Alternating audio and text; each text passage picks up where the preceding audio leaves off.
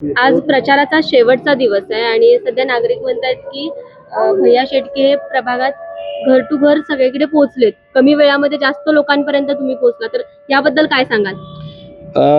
Madam, तुम्ही बोलला जे घर टू घर पोचला म्हणून, तर खरं आहे. कारण प्रभागाशी माझी पूर्णपणे नाळ जोडलेली आहे. प्रभागामध्ये मी बऱ्याच कामं केलेले आहेत. घरटी माझं सगळ्यांचा संबंध आहे. प्रभाग काय माझ्यासाठी नवीन नाही आहे. गेले 20 वर्ष झालं मी ह्या प्रभागामध्ये काम करतोय. त्यामुळे प्रत्येकाच्या घरीत अगदी त्याचा नातू, मुलगा, वडील, ज्येष्ठ यांच्यासंग माझे पर्सनल संबंध आहेत.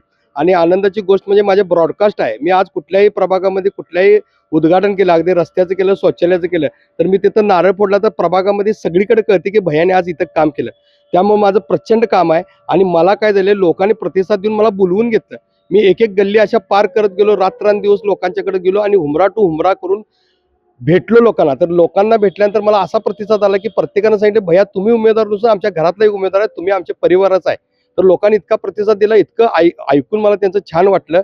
आणि ते बोलले की तुम्ही जे काम केलेलं आहे आमच्यासाठी कुठल्याही क्षणी धावून आलं, अहोरात्र आलेला आहे. तर आज आमच्या प्रभागाच्या नागरिकांची जबाबदारी की तुम्हाला निवडून द्यायचं. आणि असा प्रतिसाद ऐकल्यानंतर माझं मन भरून आलं. आणि खरोखर जो माणूस, जे जुनं म्हण आहे, पेरल्याला ते उगवत आहे, त्या पद्धतीने आज मी समाजासाठी काहीतरी राबलो.